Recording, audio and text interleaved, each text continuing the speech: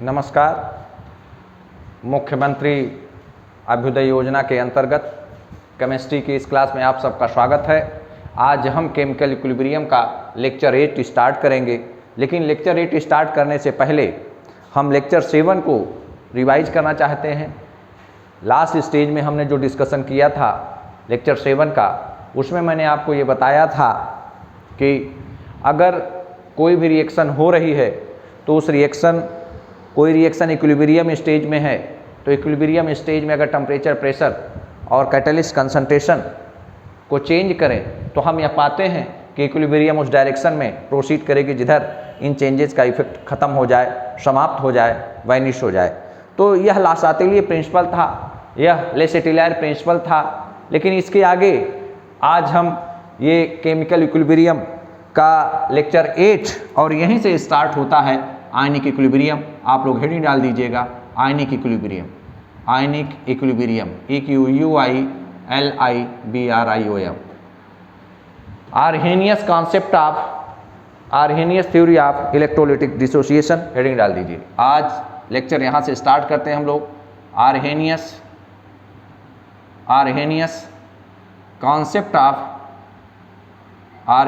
Concept of electrolytic dissociation, Arrhenius concept of electrolytic dissociation, Arrhenius concept of electrolytic dissociation,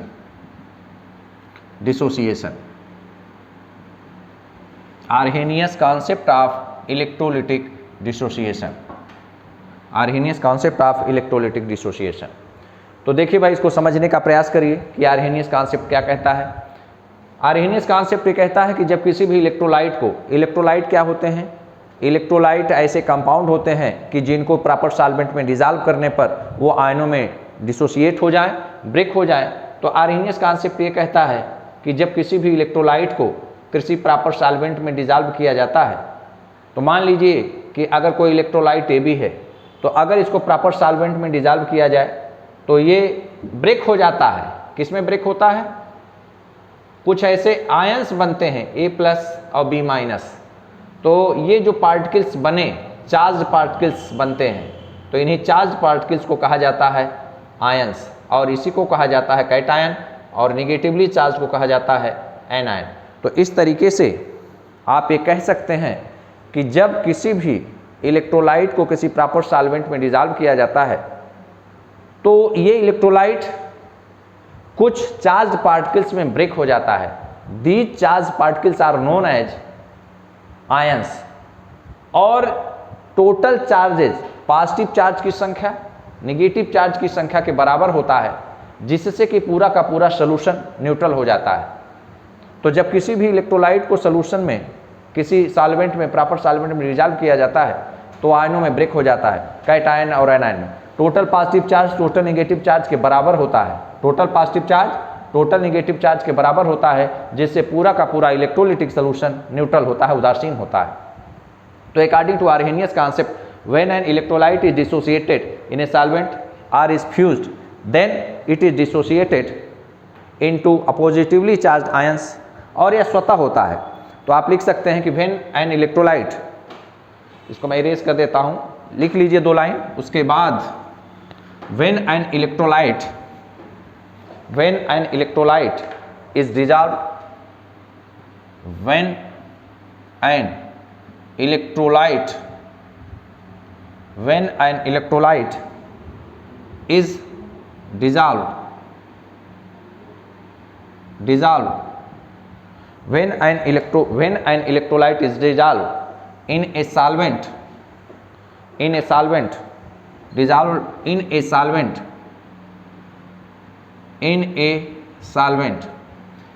dissolve किया जाए, या ये salute जो आपने इलेक्ट्रोलाइट लिया है ये फ्यूज हो जाए, और it is fused,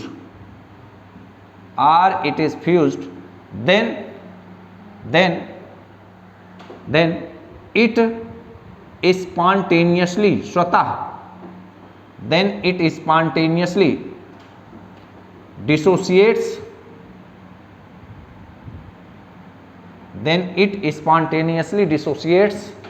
into oppositively charged,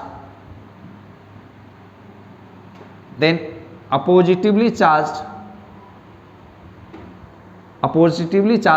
particles, oppositively charged particles to a considerable extent,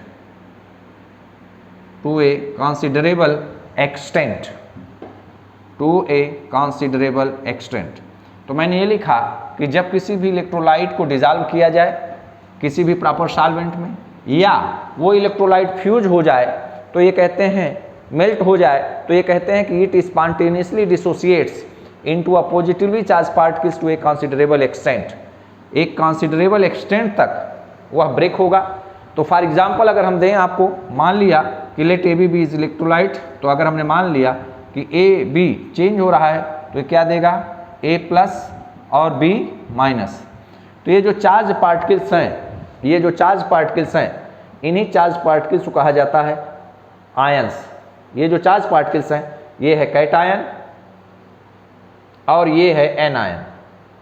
इसी तरीके से अगर हम इन जनरल लिखने का प्रयास करें कोई इलेक्ट्रोलाइट कैसे ब्रेक होता है, तो देखिए एक्स पी और वाई क्यू, ये कोई इलेक्ट्रोलाइट है, ये ब्रेक हो रहा है तो ये टूट के देगा पी और एक्स, पी एक्स, और देखिए ध्यान से एक्स पी वाई क्यू। तो जब इसको ब्रेक करेंगे तो ये पी आगे आ जाएगा, ये पी एक्स के पहले आएगा, तो हमने लिखा एक्स के बिफोर पी, और ये जो क्यू है ये एक्स के ऊपर पॉजिटिव चार्ज के रूप में रहेगा प्लस, यहाँ पर क्यू इंटू वाई, तो क्यू इंटू वाई, और इस बार ये जो पी है वो माइनस चार्ज के साथ, पी है वो माइनस चार्ज के साथ, दिस इज दिस थिंग। तो x p y q, this x p y q change हो रहा है पी एक्स की power plus q plus y q y की पावर माइनस पी। तो भाई ध्यान दीजिए, this is the general dissociation of an electrolyte in the form of x p y q. जब ये ब्रेक होता है तो अगर इसका एग्जाम्पल दें, मैं अगर कहूँ कि Al2O3 अगर ये ब्रेक हो रहा है तो इसको ब्रेक करिए। तो भाई देखिए यहाँ पर आपने क्या किया, इस टू को एल्युमिनियम के बिफोर लिखना है तो मैंने लिखा ट्वाइस Al, ओके। फिर ये 3 है ना, तो 3 को एल्युमिनियम के ऊपर, जैसे यहाँ देखिए Q था x की पावर पर है और प्लस के साथ में, तो ट्वाइस पहले Al और ऊपर क्या +3, और फिर प्लस लगाया, प्लस लगाने के बाद ये 3 ऑक्सीजन के पहले और ऊपर क्या ये 2 -2, this is the dissociation, this is the dissociation. इसी तरीके से आप दूसरा एग्जाम्पल भी ले सकते हैं, कई एग्जाम्पल आप बना सकते हैं। नेक्स्ट एग्जाम्पल यहाँ पे देखिए, नेक्स्ट एग्जाम्पल, ये एग्जाम्पल नंबर 1 था, ये एग्जाम्पल नंबर 2 था, ये एग्जाम्पल नंबर 3 था, और यहाँ पर एग्जाम्पल नंबर 4।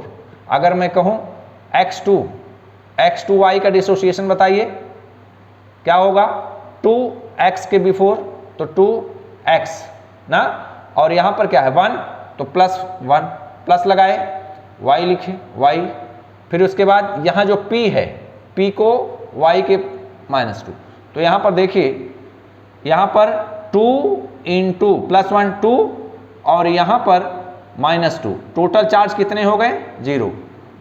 तो इसलिए ये जो सोल्यूशन होता है, जिस सोल्यूशन में X2Y रखा गया है, ये जो सोल्यूशन है जिसमें X2Y है, जिसको आपने डिजॉल्व किया प्रॉपर सॉल्वेंट में, तो यह सोल्यूशन न्यूट्रल होता है। क्यों न्यूट्रल होता है, इसलिए न्यूट्रल होता है कि टोटल पॉजिटिव चार्ज की संख्या नेगेटिव चार्ज की संख्या के बराबर होता है। यहाँ पर देखिए 2 × 3 6, 2 × 3 6 प्लस में, यहाँ पर 3 × -2 -6 इज इक्वल टू क्या हो जाएगा 0 0।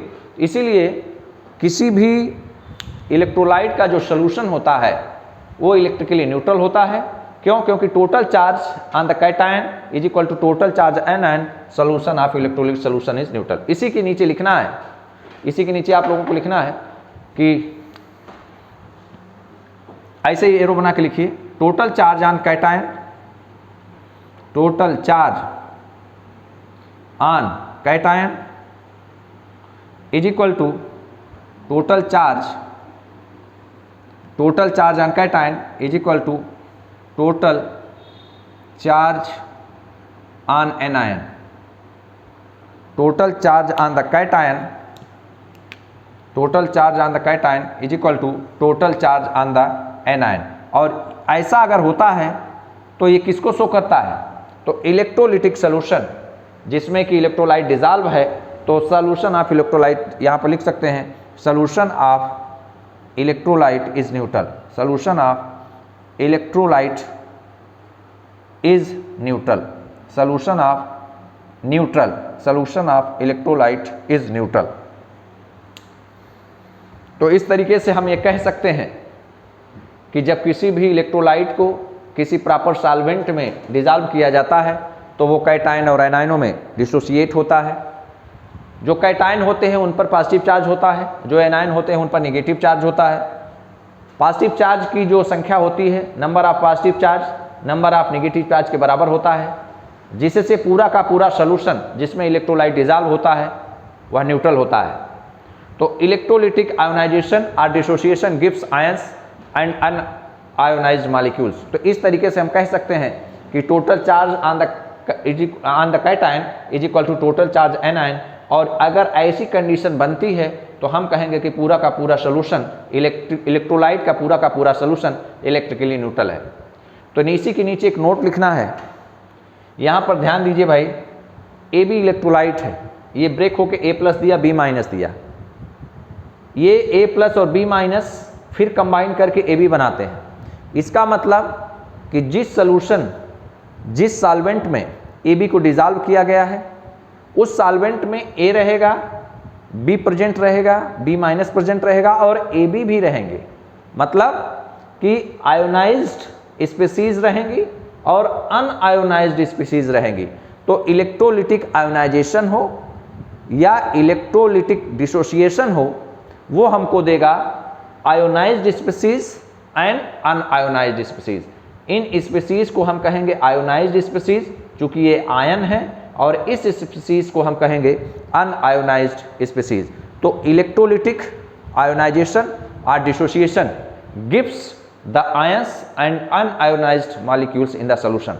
एक नोट करके यही लिखना है कि जो इलेक्ट्रोलिटिक डिसोसिएशन या आयोनाइजेशन होता है तो उस केस में उस सॉल्यूशन में आयन होते हैं अनआयोनाइज्ड मॉलिक्यूल। देखिए ये मॉलिक्यूल है, अनआयोनाइज्ड है, तो इसी चीज को नोट के फॉर्म में हम लोगों को लिखना है कि इलेक्ट्रोलिटिक डिसोसिएशन और आयोनाइजेशन, लिखिए नोट करके, इलेक्ट्रोलिटिक डिसोसिएशन, एक नोट लिखिए, इलेक्ट्रोलिटिक डिसोसिएशन और ionisation, electrolytic ELECTRO, electrolytic ionisation, electrolytic ionisation और डिसोसिएशन,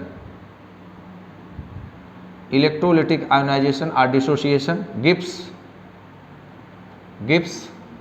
इलेक्ट्रोलिटिक आयोनाइजेशन और dissociation gives ions, electrolytic ionisation और डिसोसिएशन गिव्स आयंस and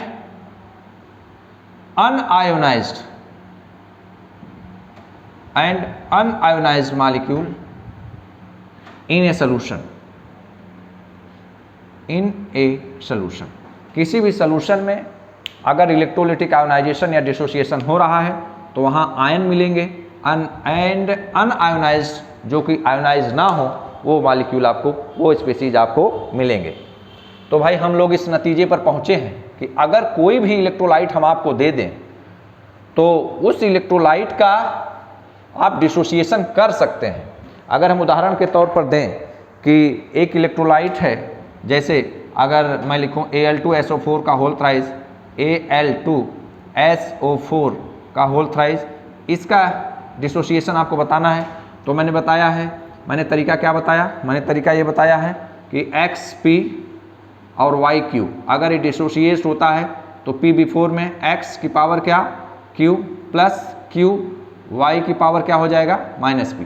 तो इसको डिसोशिएट करिए तो 2, ये 2, एल्युमिनियम के V4, एल्युमिनियम के V4, और यहाँ पर ये चीज़ है Q, तो इसकी पावर Q प्लस लगाया। फिर SO4, ये y है तो SO4 के ऊपर -2, यहाँ पर 3, क्यों? क्योंकि ये 3B4 आ जाएगा तो 3 मैंने लगाया। SO4 की मान पावर -2, तो एल्युमिनियम +3, सल्फेट -2, यहाँ पर टोटल चार्ज +6, यहाँ पर total charge -6 is equal to क्या 0। तो हम ये कह सकते हैं कि एल्युमिनियम सल्फेट का जो सॉल्यूशन होगा वो इलेक्ट्रिकली न्यूट्रल होगा, उसमें एल्युमिनियम आयन होंगे, सल्फेट आयन होंगे और एल्युमिनियम सल्फेट होगा। यही चीज़ इस नोट में लिखा है कि इलेक्ट्रोलिटिक आयोनाइजेशन या dissociation gives ions and unionised molecule, ion देता है और अनआयोनाइज्ड मॉलिक्यूल देता है। तो इसके बाद अब नेक्स्ट हेडिंग जो कि बहुत इंपॉर्टेंट है और आप इंटरमीडिएट में पढ़ के भी आए हैं, वो हेडिंग है ओस्टवाल्ड डाइल्यूशन लॉ। जो हमारे हिंदी माध्यम के बच्चे हमसे जुड़े हुए हैं उनके लिए मैं बता दूं कि ओस्टवाल्ड डाइल्यूशन लॉ को हिंदी में ओस्टवाल्ड तनुता का नियम भी कहते हैं। ओस्टवाल्ड डाइल्यूशन लॉ, ओस्टवाल्ड तनुता नियम, Ostwald dilution law, Ostwald dilution law, और इसकी हिंदी होती है ओस्टवाल्ड का तनुता नियम। ओस्टवाल्ड का तनुता नियम, ओस्टवाल्ड का तनुता नियम। तो देखिए समझिए, कोई नई चीज़ नहीं है ओस्टवाल्ड डाइल्यूशन लॉ, आप लोग इसको पढ़ के आए हैं ओस्टवाल्ड डाइल्यूशन लॉ को। तो पहला पॉइंट, फर्स्ट पॉइंट इसमें ओस्टवाल्ड डाइल्यूशन लॉ का कि ओस्टवाल्ड डाइल्यूशन लॉ एक एप्लीकेशन है लॉ ऑफ मास एक्शन का, द्रव्य अनुपातिक क्रिया का, द्रव्य अनुपातिक क्रिया के नियम का एक अच्छा एप्लीकेशन है। तो it is an application of law of mass action. This is an application, लिख सकते हैं, this is an application, this is an application, this is an application, this is an application of law of mass action, law of mass action, law of mass action. Second number पे second point जो कि बहुत important है, law of mass action का, law of mass action का बहुत अच्छा application है। सेकेंड पॉइंट जो कि बहुत इंपॉर्टेंट है, कभी कभी नीट में पूछा भी गया है कि ये स्ट्रांग इलेक्ट्रोलाइट के लिए एप्लीकेबल है कि वीक, तो it is applicable for the weak electrolyte. तो यहाँ नोट करके लिखिए, it is applicable, it is applicable, it is applicable for weak electrolyte, it is applicable for weak electrolyte. यह वीक इलेक्ट्रोलाइट के लिए लागू होता है, स्ट्रांग इलेक्ट्रोलाइट के लिए लागू नहीं होता, इसको अंडरलाइन कर लीजिए। और हम मान लें कि लेट, तीसरा पॉइंट यह है कि लेट HA एक इलेक्ट्रोलाइट है, let HA be a weak electrolyte. By electrolyte दो टाइप के, एक स्ट्रांग इलेक्ट्रोलाइट और एक वीक इलेक्ट्रोलाइट। स्ट्रांग इलेक्ट्रोलाइट वो होते हैं कि जो 100% डिसोसिएशन शो करते हैं, और वीक इलेक्ट्रोलाइट वो होते हैं कि जो 100% डिसोसिएशन शो नहीं करते हैं, कुछ ही पोर्शन उसका ब्रेक होता है, डिसोसिएट होता है। तो अब इसी HA का डिसोसिएशन हम लोग देखेंगे। तो हम मान रहे हैं कि HA ब्रेक हो रहा है, HA ये वीक इलेक्ट्रोलाइट है, वीक इलेक्ट्रोलाइट का मतलब है H+ देगा और A- देगा, ओके। तो यहाँ पर initial concentration INITIAL, initial moles हमने माना कि इसका C है। तो उस समय जब रिएक्शन स्टार्ट ही नहीं हुई थी, HA डिसोसिएट नहीं हो रहा था, तो इनिशियल कंसंट्रेशन इसकी C थी। लेकिन जब रिएक्शन स्टार्ट हो गई, तो रिएक्शन जब स्टार्ट नहीं हुई थी तो HA की कंसंट्रेशन C थी।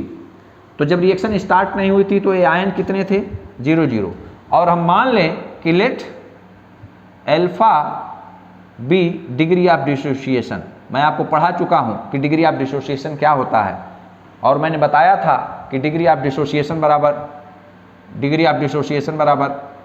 Number of molecules dissociated, number of moles dissociated upon total number of moles taken, total mole taken. आपने जितना मोल लिया है उसमें से जितना मोल ब्रेक हो जाए that is known as the degree of dissociation. तो let alpha be degree of dissociation. हमने माना कि अल्फा डिग्री ऑफ डिसोसिएशन है, let alpha is degree of dissociation. Okay, तो एट इक्विलिब्रियम साम्यावस्था पर, एट इक्विलिब्रियम क्या होगी स्थिति।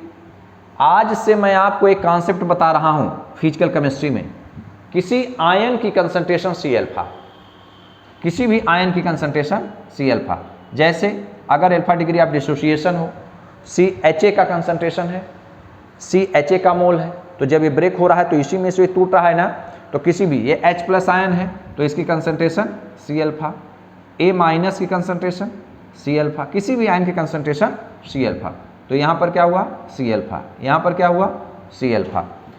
इसी सी में से तो ये चीज़ें ब्रेक होकर निकल रही हैं ना, तो इसी सी जो कंसंट्रेशन है, जो मोल है एच ए का, इसी में तो सी अल्फा निकलेगा, सी अल्फा निकलेगा ना, तो सी माइनस सी अल्फा, और यहाँ पर हम सी कॉमन ले लें तो बचेगा 1 माइनस अल्फा। ओके, यहाँ पर हम कॉमन ले लें तो सी 1 माइनस अल्फा। तो हमारे पास इक्विलिब्रियम पर C1 minus alpha, C alpha, C alpha. तो अब ये जो इक्विलिब्रियम है, इसी इक्विलिब्रियम पर हम law of mass action apply कर दें। ये जो एच ए का डिसोसिएशन है, इसके लिए हमने माना कि इक्विलिब्रियम कांस्टेंट के इक्विलिब्रियम है। तो के इक्विलिब्रियम, अगर इसका इक्विलिब्रियम कांस्टेंट निकालना होता है तो हम लोग कैसे निकालते हैं, हम लोग ऐसे निकालते हैं कि प्रोडक्ट की कंसंट्रेशन अपॉन रिएक्टेंट की कंसंट्रेशन, प्रोडक्ट की कंसंट्रेशन अपॉन रिएक्टेंट की कंसंट्रेशन। तो इसको इरेज कर देता हूं मैं। नाउ यहां मैं लिख दूं, now applying law of mass action, now applying law of mass action, now applying law of mass action,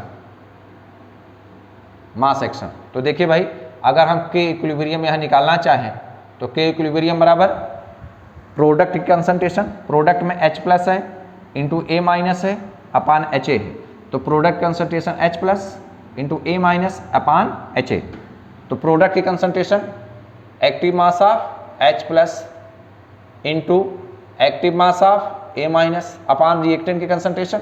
reactant क्या है, एच ए है ना, एच ए। चूँकि मैंने ये बताया था आपको कि जब हम इक्विलिब्रियम कांस्टेंट निकालते हैं, कोई भी रिएक्शन हो, अगर हम इक्विलिब्रियम कांस्टेंट निकालना आपको बताए थे कि कोई रिएक्शन है ए प्लस बी आपस में रिएक्शन करके सी और डी बना रहा है, तो इसके लिए इक्विलिब्रियम कांस्टेंट क्या होता था, प्रोडक्ट की कंसंट्रेशन का मल्टीप्लिकेशन अपान रिएक्टेंट की कंसंट्रेशन का मल्टीप्लिकेशन। यही तो बताया था ना। तो बिल्कुल वही चीज़ यहाँ पर अप्लाई किया हमने, प्रोडक्ट की concentration H plus into A minus upon H A. तो सारी वैल्यूज रखा जाए, K equilibrium is equal to H plus की कंसंट्रेशन कितनी है, H प्लस की कंसंट्रेशन सी अल्फा, तो हमने रख दिया C alpha into A minus की कंसंट्रेशन सी अल्फा, तो यहाँ पर हो गया सी अल्फा अपान एच ए की कंसंट्रेशन सी 1 माइनस अल्फा, यही ना, सी से सी क्या हुआ, cancel. K equilibrium is equal to C यहाँ पर है, अल्फा यहाँ है, तो C alpha square upon 1 minus alpha, C alpha square upon 1 minus alpha. और यही रिलेशन बहुत इंपॉर्टेंट है, this is Ostwald dilution law, very important, NEET के लिए बहुत इंपॉर्टेंट है। तो यही है ओस्टवाल्ड डाइल्यूशन लॉ, इसको लिख दीजिए, Ostwald dilution law, Ostwald dilution law, Ostwald तत्व का नियम इसको इक्वेशन नंबर 1 मान लीजिए। तो K equilibrium is equal to C alpha square upon 1 minus alpha. अब इस इक्वेशन नंबर 1 पर हम कुछ कंडीशन अप्लाई करना चाहते हैं। देखिए अल्फा डिग्री ऑफ डिसोसिएशन है, आपने लिखा कि let alpha be degree of dissociation. Degree of dissociation क्या होता है कि जितना मोल आपने लिया है उसमें से जितना मोल ब्रेक हो जाए, number of moles dissociated upon total number of moles taken, यही जो रेशियो है that is known as alpha degree of dissociation. आपने माना है कि एच ए वीक इलेक्ट्रोलाइट है, वीक इलेक्ट्रोलाइट होने के नाते इसका डिसोसिएशन कम होगा। डिसोसिएशन कम होने का मतलब डिग्री ऑफ डिसोसिएशन कम होगा, अल्फा की वैल्यू कम होगी। इसका मतलब कि here alpha is much much less than 1। भाई एक की तुलना में अल्फा इज हियर अल्फा की value here alpha is much much less than 1। अगर अल्फा की वैल्यू 1 से बहुत कम है तो देन ये बताइए अल्फा बहुत कम है 1 से, तो 1 माइनस अल्फा की वैल्यू बहुत कम है, मतलब क्या है 1 माइनस 0.000000008, तो इसकी वैल्यू नियरली 1 ही तो आएगी, यही ना। अगर अल्फा की वैल्यू बहुत कम है, ये देखिए आपने लिखा है अल्फा की वैल्यू बहुत कम है, किसकी तुलना में, 1 की तुलना में, तो 1 में से अगर अल्फा को घटाएंगे, अल्फा की वैल्यू 0.0000008 है, तो 1 में से अगर इसको हम घटाएंगे तो वैल्यू नियरली 1 के बराबर आएगी। तो इसीलिए यहाँ पर हम लोग नियरली इक्वल टू लिख सकते हैं 1 minus alpha is nearly equal to 1। 1 minus alpha is nearly equal to 1। 1 minus alpha is nearly equal to 1। तो देखिए यहाँ पर मैं वैल्यू 1 माइनस अल्फा की जगह पर 1 रख सकता हूँ। तो K equilibrium is equal to C alpha square K equilibrium is equal to C alpha square. यहाँ से मैं इरेज कर देता हूँ, K equilibrium is equal to C alpha square. उसको आप इक्वेशन नंबर 2 मान लीजिए, इक्वेशन नंबर 2 मान लीजिए, इक्वेशन नंबर 2, इसको इक्वेशन नंबर 2। तो इक्वेशन 2 क्या आया, K equilibrium is equal to C alpha square, या अल्फा स्क्वायर, यहाँ से अल्फा स्क्वायर हम निकालना चाहते हैं, तो ये सी के इक्विलिब्रियम के नीचे आएगा, तो K equilibrium upon C is equal to क्या, अल्फा स्क्वायर। इसको ट्रांसफर कर लें, इसको इधर लिख सकते हैं, तो alpha square is equal to under alpha square is equal to K equilibrium upon सी।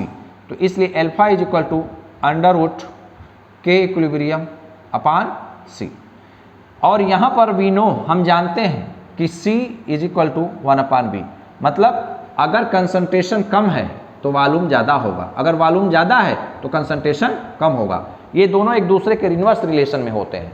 कहने का मतलब कि अगर कोई मेरे पास वेजल है, इसमें मैंने वाटर लिया है 1 लीटर वाटर लिया है, और इसमें चीनी मैंने 1 kg मिलाई है, तो इसमें चीनी की कंसंट्रेशन, फिर मैंने क्या किया कि वाटर मैंने 2 लीटर कर दिया, तो जब मैंने वाटर 2 लीटर कर दिया और चीनी का अमाउंट 1 kg ही है, तो कंसंट्रेशन क्या हो जाएगी, कम हो जाएगी, डाइल्यूशन बढ़ जाएगा।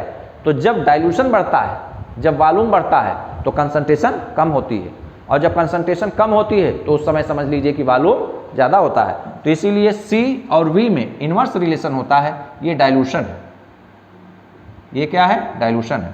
तो अल्फा इज इक्वल टू, तो C 1 अपान सी है ना, तो 1 upon C is equal to क्या हो जाएगा, यहाँ पर देखिए V is equal to 1 upon C, तो 1 अपान सी की जगह क्या हो जाएगा, V।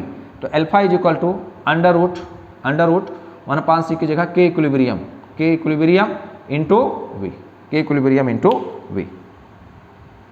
Alpha is equal to under root K equilibrium into V, alpha is equal to under root K equilibrium into V, under root K equilibrium into V।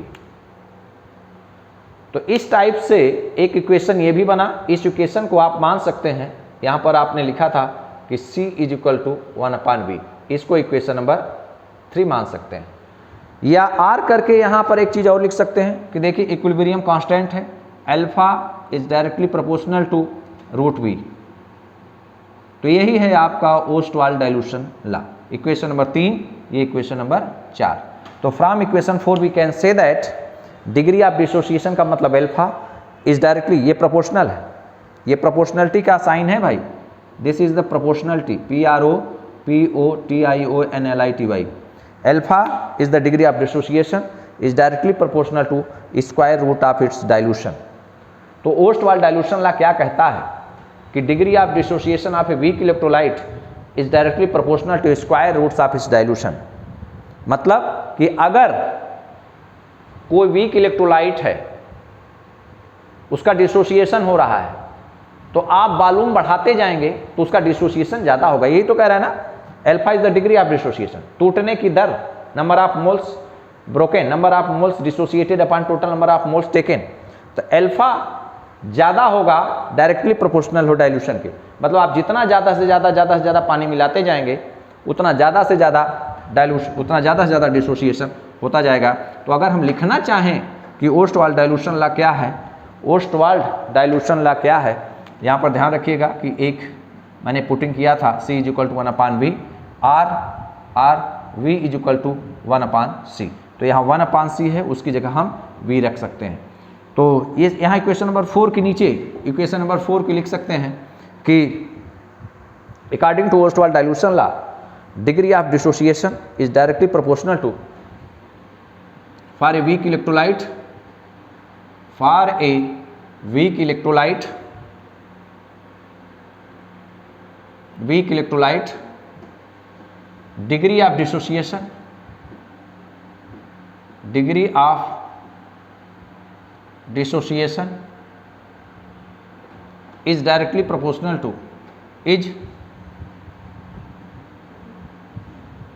is directly proportional to degree of dissociation is directly proportional to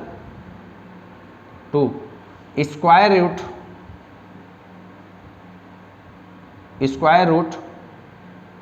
of its dilution, square root of its dilution, square roots of its dilution, this is the Ostwald dilution law. यही है Ostwald dilution law.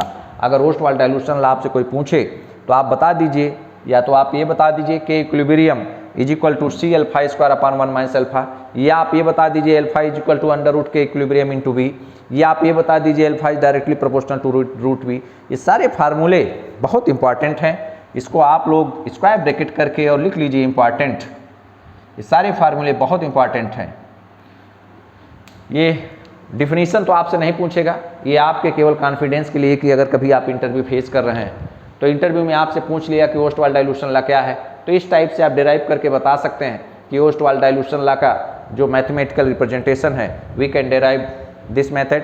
तो finally we can say that Ostwald dilution law can be defined as for a weak electrolyte degree of dissociation is directly proportional to its square root, degree of dissociation is directly proportional to its square roots of its dilution. तो भाई ये तो अच्छाइयाँ थीं Ostwald dilution law की, और आप जानते हैं कि जहाँ अच्छाइयाँ होती हैं वहाँ बुराइयाँ भी होती हैं। तो इसके कुछ लिमिटेशंस हैं। तो एक जो बहुत महत्वपूर्ण कमी है इसकी कि यह स्ट्रांग इलेक्ट्रोलाइट के लिए एप्लीकेबल नहीं है। Ostwald dilution law is not applicable for the strong electrolyte, it is the limitation of Ostwald dilution law. तो हेडिंग डाल दीजिए limitations of Ostwald dilution law, heading डाल दीजिए limitations of Ostwald dilution law, limitations of Ostwald dilution law, limitations of Ostwald dilution law. एक heading डाल दीजिए limitations, LIMITATIONS, limitations of Ostwald dilution law, limitations of Ostwald dilution law. कमियां क्या थी? तो इसकी कमी क्या है? इसकी कमी ये है कि it is not applicable for the strong electrolyte, it is not applicable,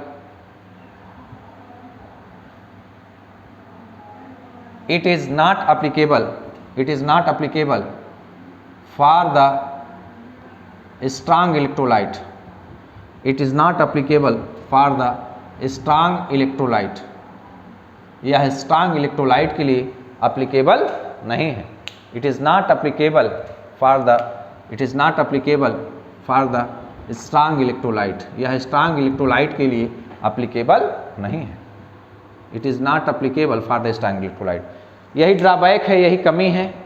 तो अब इसके आगे एक नोट लिखना है कि अगर हमारे पास दो इलेक्ट्रोलाइट हैं, जो कि कंपटीशन में आया भी है, हमारे पास दो इलेक्ट्रोलाइट हैं, इलेक्ट्रोलाइट नंबर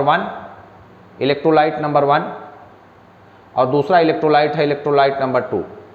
इलेक्ट्रोलाइट 1 का जो डिग्री ऑफ डिसोसिएशन है वो अल्फा है और इसका इक्विलिब्रियम कांस्टेंट मैंने माना K1, और जो इलेक्ट्रोलाइट नंबर 2 है इसका डिग्री ऑफ डिसोसिएशन माना अल्फा 2, इसका इक्विलिब्रियम कांस्टेंट मैंने माना K2, और इनका डिसोसिएशन सेम सॉल्वेंट में हो रहा है, सेम सॉल्वेंट में इनका डिसोसिएशन हो रहा है। तो ये कह रहे हैं कि जिसका डिग्री ऑफ डिसोसिएशन ज़्यादा होगा तो इनमें जो रिलेशन होता है वो होता है alpha 1 upon alpha 2 is equal to root K1 upon K2। मतलब कि इक्विलिब्रियम कांस्टेंट जिसका ज़्यादा होगा उसका डिग्री ऑफ डिसोसिएशन ज़्यादा होगा, या जिसका डिग्री ऑफ डिसोसिएशन ज़्यादा होगा उसका इक्विलिब्रियम कांस्टेंट ज़्यादा होगा।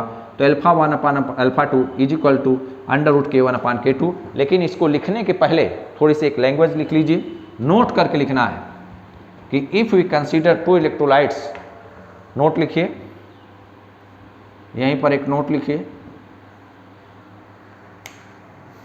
If let alpha 1 and alpha 2 be the let alpha 1 alpha 2 be the degree of dissociation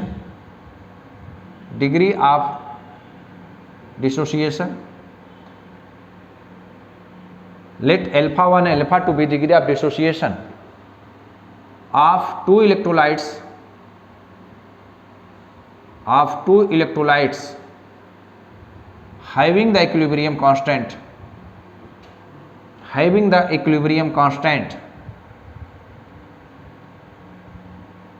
K1 and K2 respectively, RESPECTIVELY, then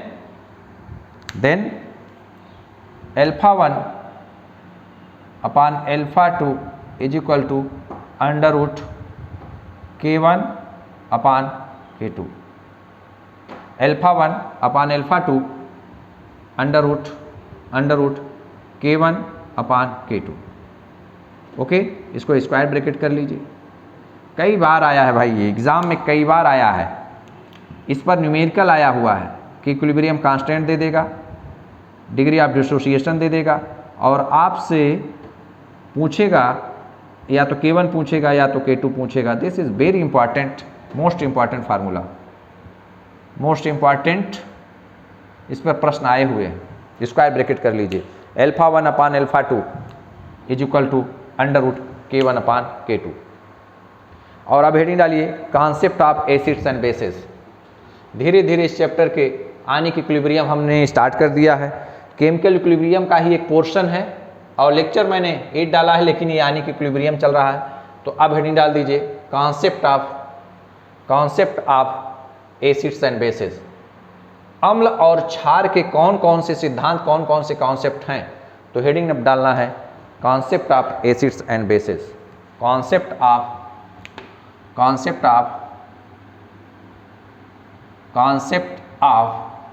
acids and basis, concepts of acids and basis.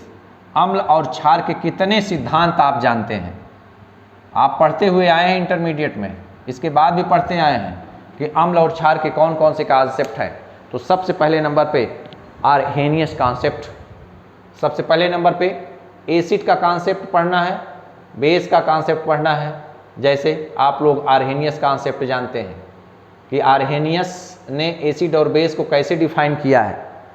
दूसरे नंबर पे ब्रांस्टेड लोरी concept आप जानते हैं कि ब्रांस्टेड और लोरी ने कैसे अम्ल और क्षार की परिभाषा दी है। तीसरे नंबर पे आप लुईस को जानते हैं कि लुईस ने कैसे अम्ल और क्षार की परिभाषा दी है। तो आज फिर से एक बार हम रिवाइज कर रहे हैं चीज़ों को, मेरे साथ रिवाइज करते चलिए, मेरे साथ चीज़ों को नोट करते चलिए, क्योंकि जब आदमी छोटी छोटी चीज़ पढ़ता है तो मिलकर एक बड़ी चीज़ बनती है। तो आर्हेनियस कॉन्सेप्ट, तो यहाँ पर डालिए Arrhenius concept, ARRHENIUS, Arrhenius concept. अब इस कॉन्सेप्ट के अकॉर्डिंग हम लोगों को डिफाइन करना है कि अम्ल कैसे क्या होते हैं और क्षार क्या होते हैं, एसिड क्या होते हैं और बेसिस क्या होते हैं। यहाँ पर क्या लिखा जाए, एसिड्स, यहाँ पर एसिड और यहाँ पर बेस।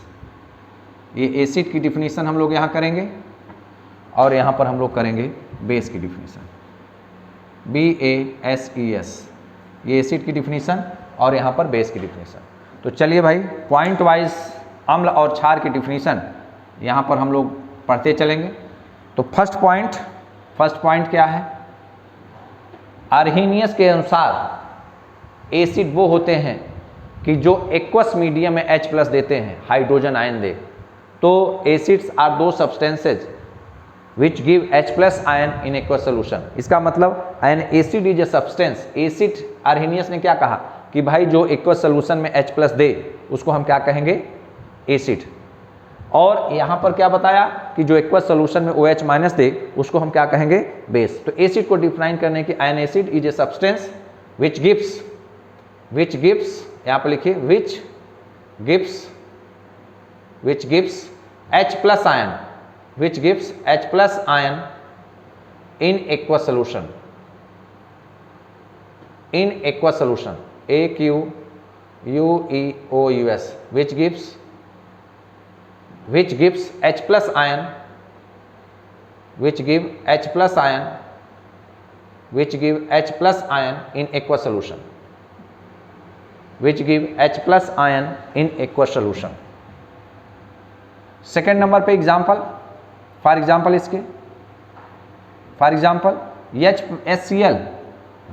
HCl जब एक्वस आयन में रखा जाता है तो ये क्या देता है, H+ और Cl-। ये स्ट्रांग इलेक्ट्रोलाइट है भाई, स्ट्रांग एसिड है। सेकेंड नंबर पे next example H2SO4 sulphuric acid, ये ब्रेक होता है तो क्या देगा, 2H+ प्लस SO4-2। सल्फ्यूरिक अम्ल स्ट्रांग एसिड ये भी कहलाता है, क्यों, क्योंकि ये कंप्लीटली डिसोसिएट होता है। अच्छा ये बताइए, मैंने एक दिन H2SO4 का एक नाम, एक निक नेम या इसका सब नेम बताया था, सल्फ्यूरिक एसिड, या इसी को कहा जाता है अम्लों का राजा, इसी को कहा जाता है किंग ऑफ केमिकल। अगर याद ना हो तो नोट कर लीजिए, किंग ऑफ केमिकल्स, अम्लों का राजा, किंग ऑफ केमिकल, अम्लों का राजा। लेकिन भाई ध्यान रखिए, एक होता है अम्लराज, एक होता है अम्लराज, याद है, एक भाग HNO3, 1 पार्ट HNO3, एक भाग HNO3, 3 भाग HCl, 3 पार्ट, ये है अम्लराज, ये अम्लराज है, ये अम्लों का राजा है, किंग ऑफ केमिकल। और इसके बाद एसिटिक एसिड CH3COOH, जिसको हम विनेगर भी कहते हैं, सिरका भी कहते हैं, तो ये हुआ CH3COO-, और यहाँ पर क्या H+, यहाँ पर ये वीक एसिड, कौन सा एसिड, वीक एसिड, CH3COOH, ये ब्रेक होकर दे रहा है CH3COO- H+, वीक एसिड। तो इस तरीके से आप और एग्जाम्पल भी ले सकते हैं। नेक्स्ट एग्जाम्पल HNO3, तो ये टूट के क्या देगा, H+ प्लस NO3-। तो देखिए ये टूट के H+ दिया एक्वस सोल्यूशन में, इसका मतलब कि ये एसिड है। ये H2SO4 टूट के क्या दिया, H+, इसका मतलब ये एसिड है। ये टूट के क्या दिया, H+, इसका मतलब कि ये क्या है, एसिड है। HNO3 ब्रेक होके क्या दिया, H+, इसका मतलब कि HNO3 नाइट्रिक एसिड एक एसिड है। इसी तरीके से आप बेस को कैसे डिफाइन करेंगे कि विच गिव्स, यहाँ पे एक लाइन खींच दीजिए और लिखिए कि विच गिव्स, पहला point, which gives OH- ion, जिसको हम हाइड्रॉक्सिल आयन भी कहते हैं, हाइड्रॉक्सिल आयन, ठीक, which gives OH minus ion, hydroxyl ion in aqua solution.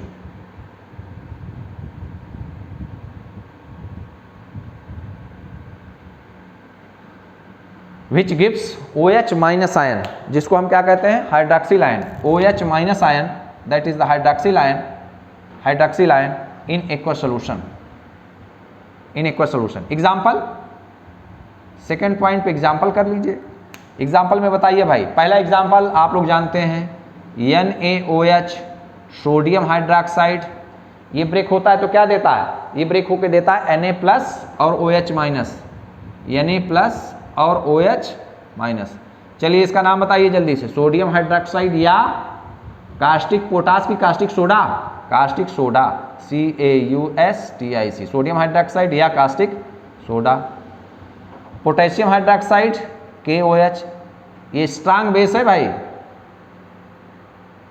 ऐसे सब्सटेंसेज जो एक्वा सोल्यूशन में OH माइनस आयन दे उनको हम बेस कहेंगे। KOH ब्रेक होके देगा क्या, KOH ब्रेक होके देगा K प्लस OH माइनस, इसको हम क्या कहेंगे, स्ट्रांग, इसको हम क्या कहेंगे, स्ट्रांग बेस था ये। फिर KOH क्या होगा, KOH टूट के देगा K प्लस OH, ये भी स्ट्रांग बेस है, this is the strong base, ये स्ट्रांग बेस। लेकिन NH4OH जिसका नाम अमोनियम हाइड्रोक्साइड है, NH4OH ammonium hydroxide, ammonium hydroxide, ये ब्रेक होके क्या देगा, ये वीक है भाई, ये वीक बेस है, तो ये देगा ammonium ion NH4 plus OH minus, तो ये नाम है इसका ammonium hydroxide, ammonium AMMONIUM, ammonium hydroxide, ammonium hydroxide, ये वीक है। अमोनियम हाइड्रोक्साइड ये क्या है, वीक है, वीक बेस है, कमजोर क्षार है भाई। तो इस टाइप से आपने ये देखा आर्हेनियस कॉन्सेप्ट के अनुसार एसिड और बेस को कैसे डिफाइन किया जाता है। आर्हेनियस कॉन्सेप्ट के अकॉर्डिंग एसिड वो सब्सटेंस होते हैं जो एक्वा सोल्यूशन में H प्लस देते हैं, बेस वो सब्सटेंस होते हैं कि जो एक्वा सोल्यूशन में OH माइनस देते हैं। जो कंप्लीट डिसोसिएट हो जाए वो स्ट्रांग होते हैं, जो कंप्लीट डिसोसिएट ना हो वो वीक होते हैं। तो इसका मतलब ये हुआ कि हम कह सकते हैं कि H प्लस देने वाले एसिड और OH माइनस देने वाले बेस इन एक्वा सोल्यूशन, किसके अनुसार, आर्हेनियस कॉन्सेप्ट के अनुसार। तो इसी के नीचे एक नोट लिखना है, इसका मतलब कि अगर HCl है, ये ब्रेक होके दे रहा है H प्लस Cl माइनस, तो मैं कहूँगा कि ये स्ट्रांग एसिड है, इसका मतलब कि इसकी H प्लस देने की टेंडेंसी ज़्यादा है। तो जो सब्सटेंस, जो एसिड ज़्यादा तेजी से H प्लस देने की टेंडेंसी रखते हैं उनको हम स्ट्रांग एसिड कहते हैं। इसका मतलब कि strength of an acid is directly proportional to its tendency to give H plus ion. कोई भी एसिड है अगर उसके H प्लस देने की टेंडेंसी ज़्यादा है तो उसकी एसिडिटी ज़्यादा होगी। अगर H प्लस आयन देने की टेंडेंसी कम है तो एसिडिटी कम होगी। तो इसको नोट के फॉर्म में लिख सकते हैं कि strength of an acid is directly proportional to its tendency to give H plus ion, to give H plus ion. तो नोट करके लिखिए, एक नोट लिखिए कि strength of an acid, note करके लिखिए, note strength of an acid, strength of an acid, strength of an acid is directly proportional to, language में नहीं लिखना है, मैथमेटिकल फॉर्म में लिखना है, तो मैं लिख रहा हूं, आप मेरे साथ लिख लीजिए। Strength of an acid, strength of an acid is directly proportional to tendency to give H plus ions, tendency to give, strength of an acid is directly proportional to tendency to give H plus ions. Strength of an acid is directly proportional to tendency to give H plus ions. Okay, इसी तरीके से आप base, ये note 1 था, इसी तरीके से आप नोट लिख सकते हैं। स्ट्रेंथ ऑफ ए बेस, देखिए स्ट्रेंथ, बताइए strength of an a base is directly proportional to tendency to give OH minus ion. Strength of a base, STRENGTH, strength of a base is directly proportional to tendency, ये फार्मूले हैं भाई, tendency to give OH minus ions. ये दोनों फार्मूले आपको याद रखने हैं, ये आपको कभी न कभी काम देंगे कि किसी भी एसिड की टेंडेंसी H+ आयन देने के ऊपर निर्भर करती है, और OH माइनस देने की टेंडेंसी अगर ज़्यादा है तो हम कहेंगे इसकी बेसिसिटी ज़्यादा है, यह अच्छा बेस है, स्ट्रांग बेस है। लेकिन अब सबसे मज़ेदार चीज़ ये है जो आप पढ़े भी होंगे, मैंने कहा एसिड वो होते हैं जो H+ दें एक्वा सोल्यूशन में, बेस वो होते हैं जो OH माइनस दें। लेकिन कुछ ऐसे सब्सटेंस हैं, कुछ ऐसे मटेरियल हैं, कुछ ऐसे कंपाउंड हैं कि जो H+ और OH माइनस दोनों देते हैं, उनको हम क्या कहेंगे? तो उनको कहा जाता है एम्फोट्रिक। क्या कहा जाता है? एम्फोट्रिक। तो यहाँ स्टार बना के लिखना है हम लोगों को। जैसे वाटर है, वाटर अभी लिखिएगा नहीं, H2O देखिए ब्रेक होके क्या देता है? H+ देता है, और क्या देता है? OH माइनस देता है। मैंने बताया कि जो H+ दे एक्वा सोल्यूशन में वो एसिड, जो OH माइनस दे उसको हम बेस कहते हैं। लेकिन H2O तो दोनों दे रहा है, H+ भी दे रहा है और OH माइनस भी दे रहा है। तो ऐसे सब्सटेंसेस जो H+ भी दें, OH माइनस भी दें, तो उनको हम कहते हैं एम्फोट्रिक सब्सटेंसेस, या जो एसिड की तरह भी बिहेव करें, बेस की तरह। ध्यान से सुनिएगा भाई, एम्फोट्रिक, AMPHOTERIC,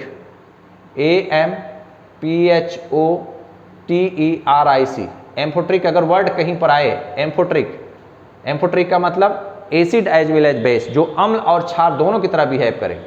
तो acid as well as base, जो एसिड और बेस दोनों की तरह बिहेव करे, उसको हम क्या कहते हैं? उसको हम कहते हैं एम्फोट्रिक्स। तो वाटर इज एम्फोट्रिक। एम्फोट्रिक का मतलब, ऐसे हेडिंग डाल दीजिए छोटी सी, इसी स्टार में, एम्फोट्रिक का मतलब acid as well as base. तो यहाँ पे लिखिए water is amphoteric, water that is H2O is amphoteric in nature, amphoteric in nature, amphoteric in nature. क्यों? क्योंकि because it gives H+ and OH minus in aqua solution, because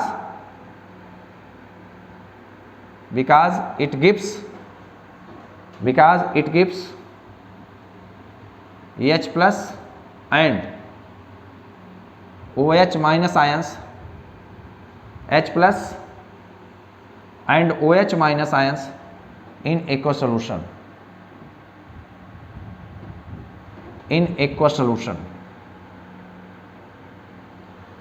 Water H2O is amphoteric in nature because it gives H+ and OH minus in aqueous solution। और ऐसे इसका dissociation बना लीजिए, H2O break होके दे रहा है H+ और यहाँ पर OH माइनस, और यहाँ पर लिख दीजिए amphoteric, AMPHOTERIC, H2O amphoteric in nature.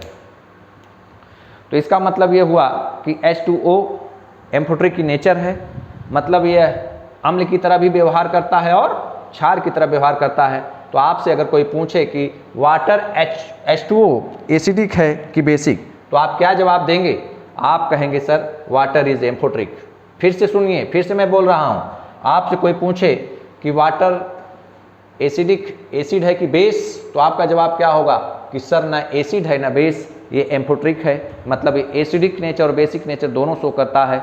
तो इस तरीके से हम लोगों ने आर्हेनियस कॉन्सेप्ट को डिफाइन किया कि आर्हेनियस कॉन्सेप्ट के अकॉर्डिंग एसिड वो होते हैं जो H+ देते हैं, बेस वो होते हैं जो OH माइनस देते हैं। फिर मैंने बताया कि strength of acid directly proportional होता है टेंडेंसी के H+ आयन देने के। मैंने बताया कि strength of a base is directly proportional to its tendency to give OH minus ion. फिर मैंने आपको बताया कि वाटर एम्फोट्रिक की नेचर होता है क्योंकि यह acidic as well as basic nature show करता है। H2O टूट के H+ और OH- देता है।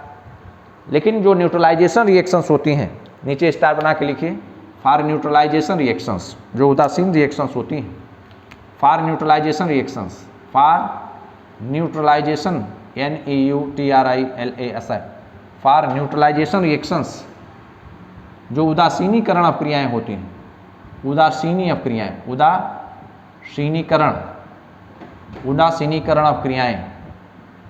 उदासीनीकरण अपक्रियाएँ या उदासीनीकरण रिएक्शंस।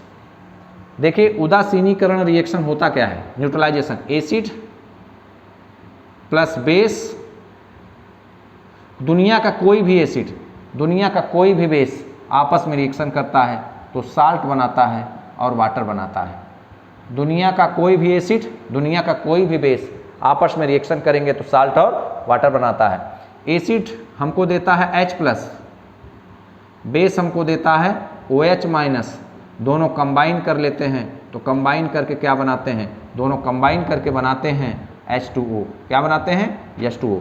तो दिस इज द फाइनल, कई बार आया है नीट का बहुत अच्छा प्रश्न, जेई का बहुत अच्छा प्रश्न, कि न्यूट्रलाइजेशन रिएक्शन में फाइनली कौन सी रिएक्शन हैपन होती है। तो मोस्ट इंपॉर्टेंट, न्यूट्रलाइजेशन रिएक्शन में फाइनल रिएक्शन यही होती है, फाइनल रिएक्शन यही होती है। और ये इंपॉर्टेंट है नीट के लिए, ये इंपॉर्टेंट है जेई के लिए, कि न्यूट्रलाइजेशन रिएक्शन का मेन रिएक्शन कौन सी है। न्यूट्रलाइजेशन रिएक्शन की मेन रिएक्शन यही है, मेन रिएक्शन ये है कि H+ + OH- = H2O। तो भाई अब बारी आती है कि आर्हेनियस कॉन्सेप्ट के कुछ कमियां थीं, कुछ लिमिटेशंस थे, तो इनको हम लोग डिस्कस करें। तो हेडिंग डाल दीजिए, limitations of Arrhenius concept, limitations of Arrhenius concept. Arrhenius concept की क्या कमियां थीं, इसको आप हेडिंग डाल दीजिए, limitations of, LIMITATIO, limitations of Arrhenius concept, ARRHENIUS, limitations of Arrhenius concept.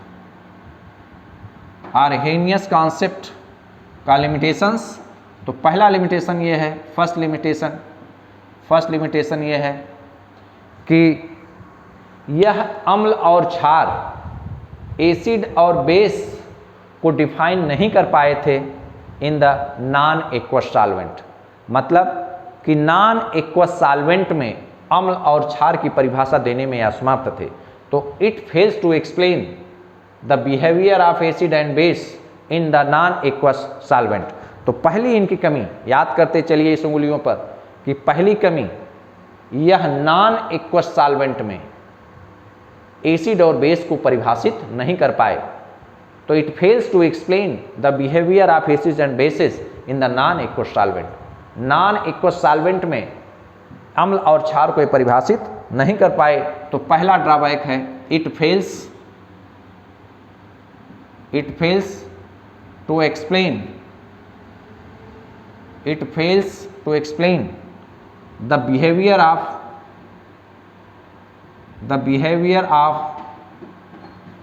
Acids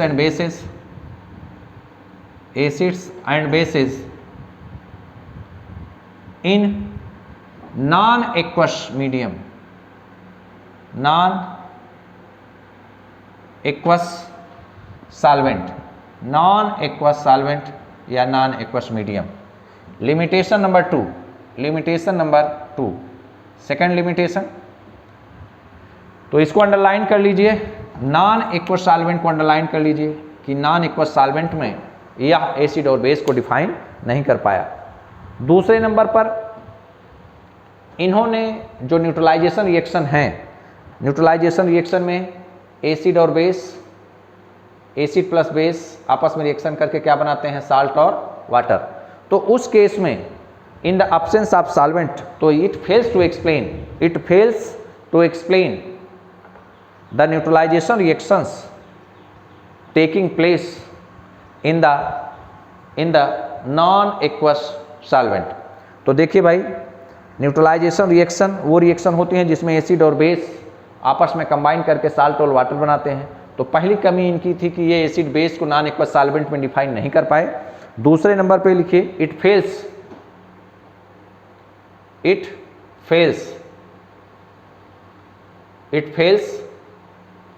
to explain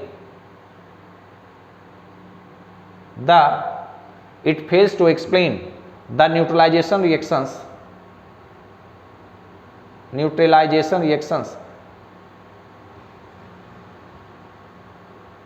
It fails to explain the neutralization reactions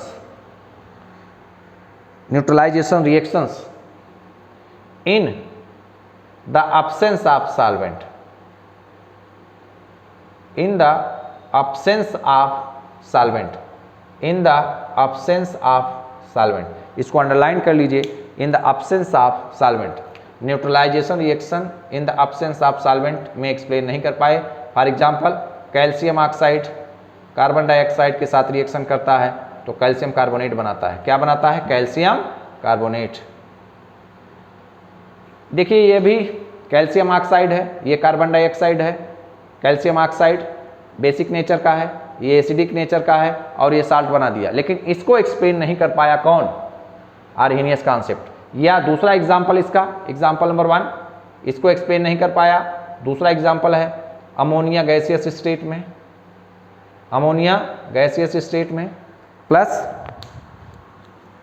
plus ammonia gaseous stage plus HCl gaseous stage में ये आपस में reaction करके क्या बना रहा है? Ammonium chloride. Ammonia basic, HCl acidic, दोनों आपस में कंबाइन करके साल्ट बना रहे हैं. ये भी साल्ट है ना, ये भी क्या है? साल्ट है. ये भी क्या है? साल्ट है.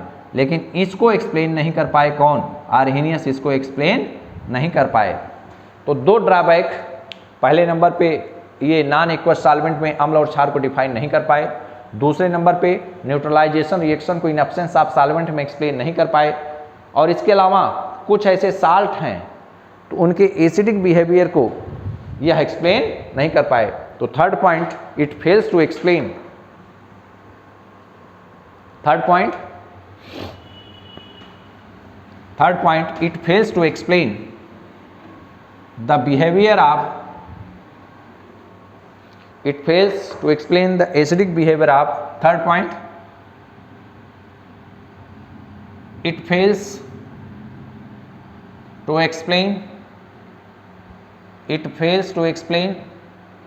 the acidic behavior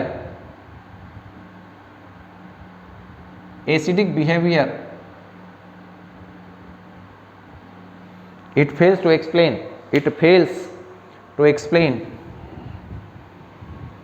to explain the acidic behavior of, it fails to explain the acidic behavior of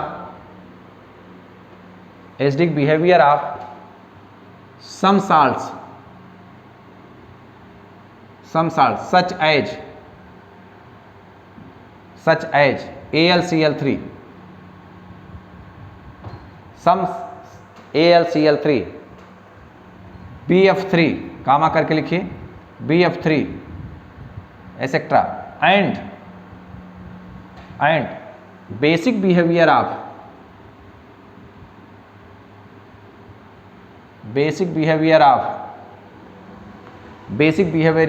NH3 and PS3 etcetera. तो देखिए भाई AlCl3 एसिडिक नेचर का है, BF3 एसिडिक नेचर का है. इसको एक्सप्लेन नहीं कर पाए कौन? आर्हेनियस. क्यों? क्योंकि जब इनको पानी में डिजॉल्व किया जाए क्या ये H+ देंगे? क्या BF3 को जब पानी में डिजॉल्व किया जाए तो H+ देगा? जब H+ नहीं देगा तो एसिड की तरह बिहेव नहीं करेगा. यहाँ पर अगर इनको पानी में डिजॉल्व किया जाए तो क्या OH- देंगे? नहीं देंगे. तो क्या ये बेसिक बिहेवियर करेंगे? नहीं बेसिक बिहेवियर करेंगे. तो इनको एक्सप्लेन करने के लिए आप लोग पढ़े होंगे कि लुईस कॉन्सेप्ट आया जिसने ये बताया था. इनको एक्सप्लेन करने के लिए लुईस थ्योरी आई. उन्होंने बताया था कि जो लोन पेयर ऑफ इलेक्ट्रॉन देते हैं वो बेस होते हैं, जो lone pair of electron accept करते हैं उनको हम एसिड कहते हैं. तो नेक्स्ट, तो यहाँ पर ध्यान रखिए NH3 और PS3 को एक्सप्लेन नहीं कर पाया. और फोर्थ नंबर पर जो कि सबसे इम्पॉर्टेंट है, महत्वपूर्ण है, कि आर्हेनियस कॉन्सेप्ट यह नहीं एक्सप्लेन कर पाया कि hydrogen ion it fails to explain, it fails to explain,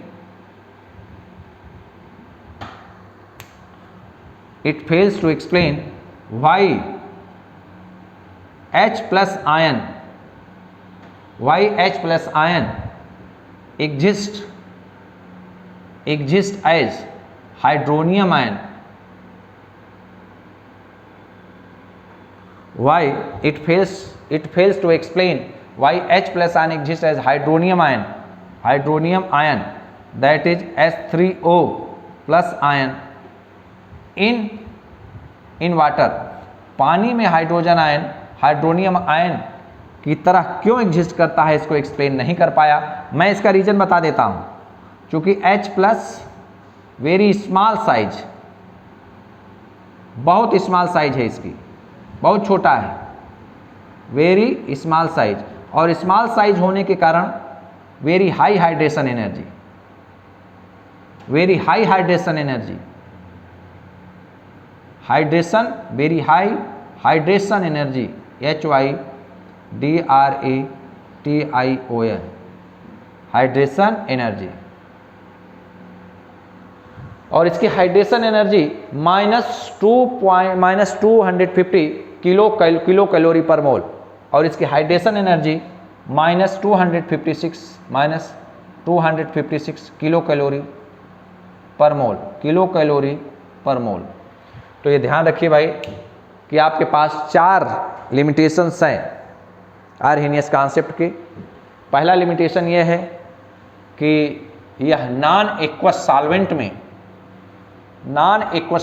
में एसिड और बेस को डिफाइन नहीं कर पाया। दूसरे नंबर पर मैंने ये बताया कि neutralization reaction acid plus base is equal to salt और वाटर होती हैं।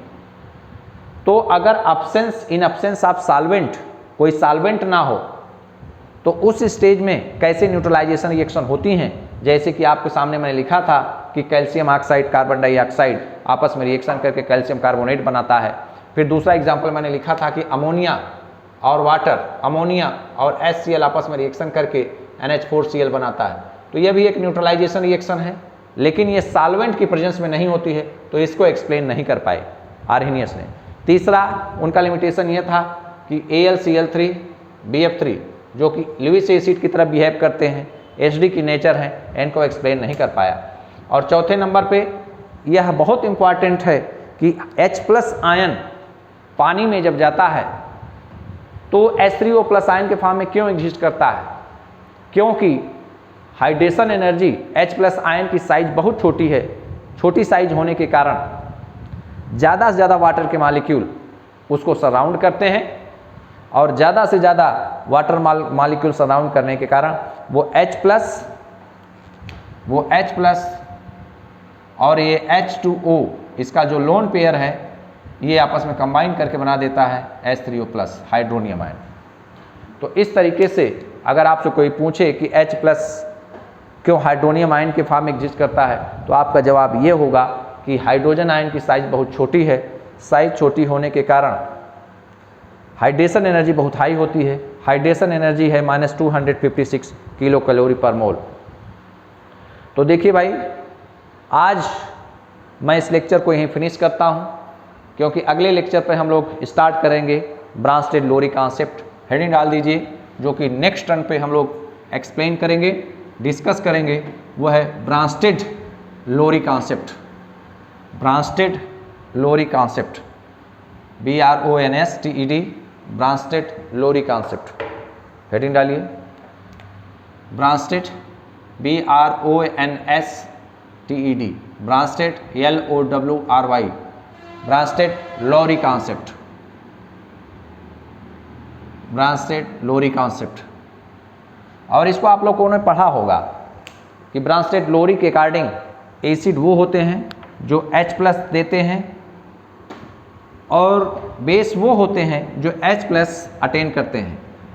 हाइड्रोजन आयन को देने वाले जो सब्सटेंसेस हैं उनको हम एसिड कहते हैं, और जो H plus ion hydrogen ion को गेन करते हैं उनको हम बेस कहते हैं। ये ब्रांस्टेड लोरी का कॉन्सेप्ट था। इसको हम नेक्स्ट टर्न पर डिस्कस करेंगे, लेकिन इसके पहले मैं इस लेक्चर को फिनिश करने से पहले एक प्रॉब्लम कराना चाहता हूं, जिससे कि आपको रिवीजन भी हो जाए। तो लिखिए क्वेश्चन, एक क्वेश्चन लिखिए। क्वेश्चन ये है कि in which of the following reactions there is no effect of pressure, in which of following reactions, in which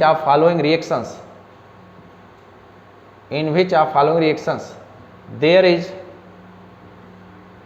no effect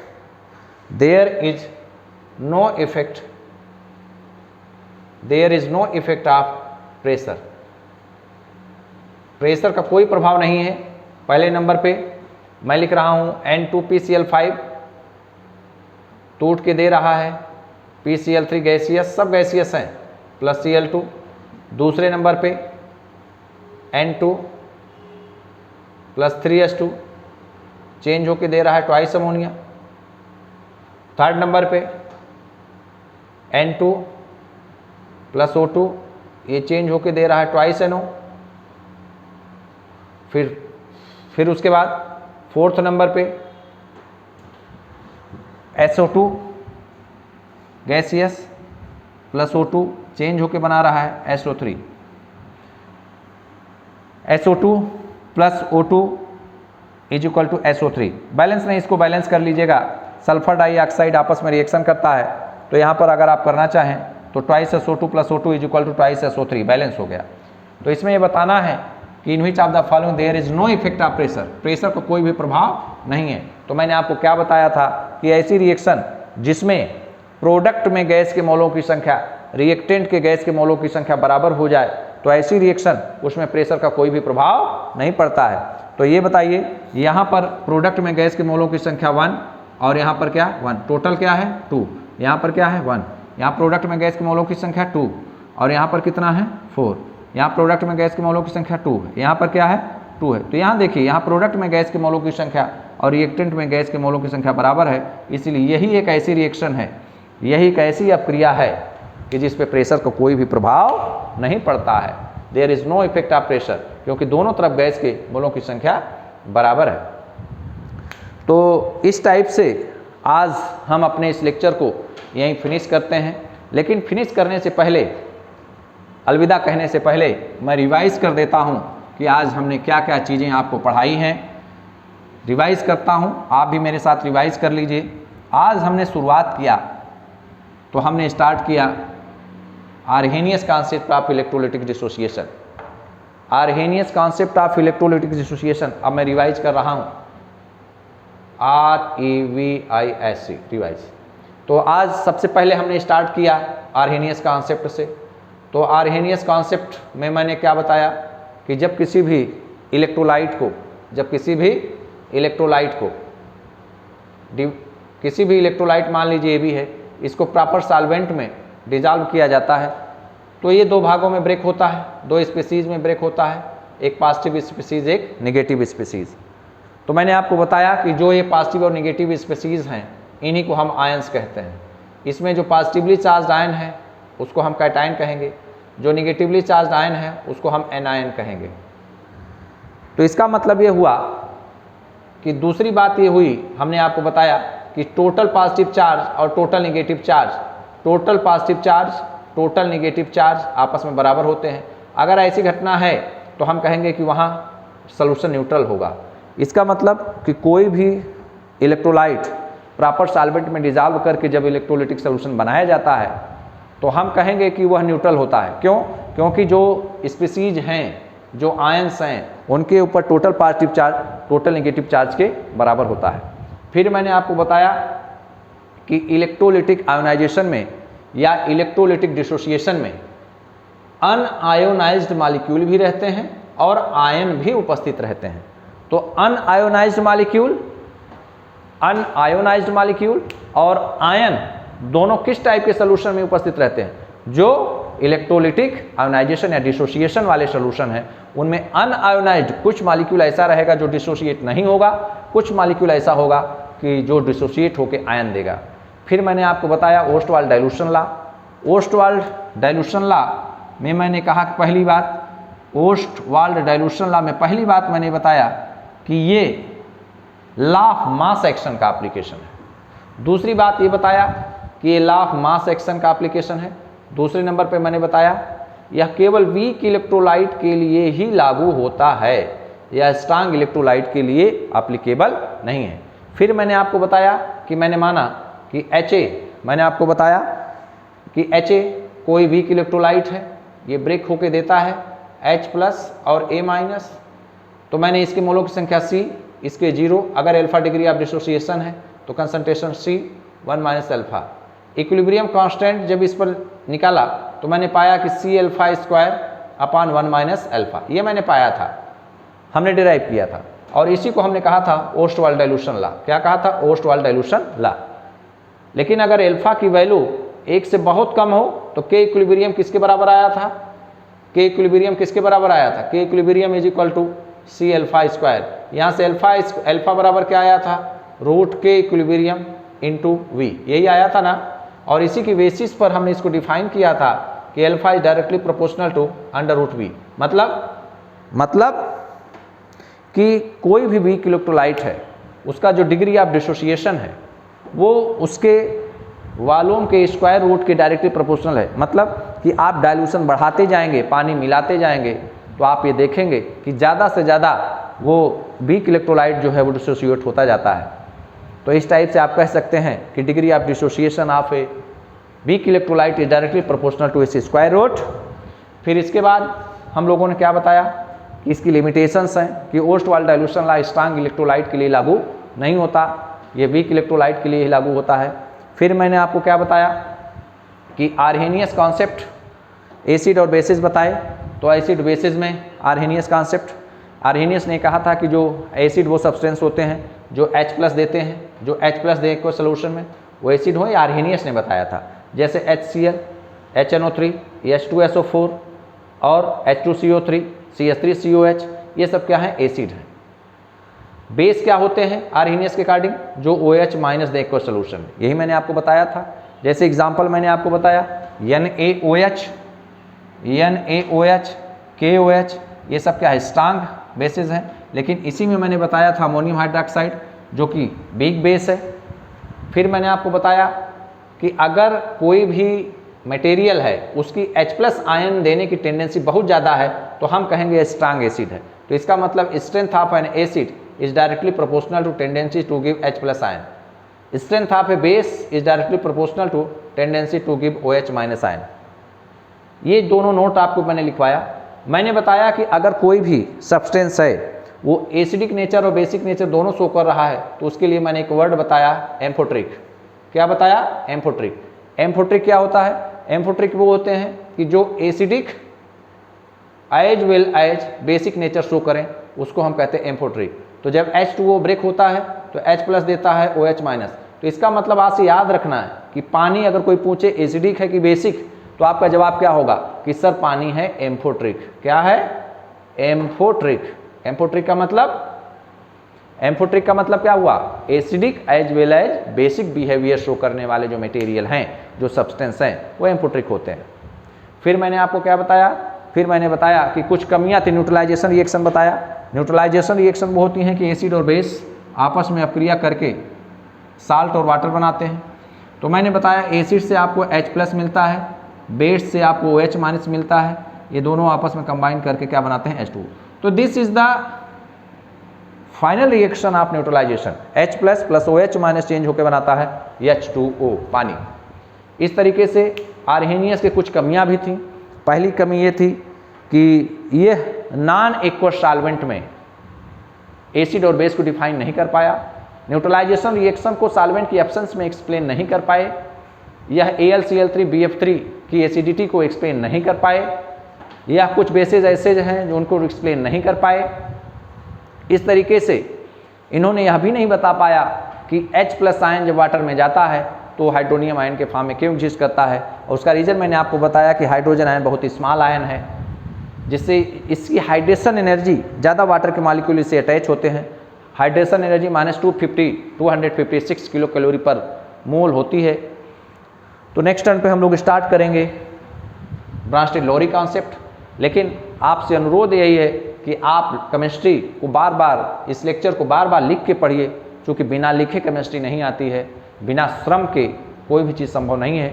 श्रमम विना न किमपि साध्यम, जो हमारा स्लोगन है कि बिना श्रम के कुछ भी साध्य नहीं है। आपको लिखना पड़ेगा, पढ़ना पड़ेगा, एक एक फार्मूले के स्क्वायर ब्रैकेट करने पड़ेंगे, और एग्जाम के टाइम में यही फार्मूले आपके सामने से गुजरते हैं। और थोड़ा डेरिवेशन इसलिए ज़रूरी है, क्योंकि अगर हम फार्मूले करते जाएंगे तो कॉन्सेप्ट नहीं बन पाएगा, इसलिए थोड़ा सा डेरिवेशन भी ज़रूरी है। तो इन्हीं शब्दों के साथ मैं आज के लेक्चर को ख़त्म करता हूँ, फिनिश करता हूँ। अलविदा, नमस्कार।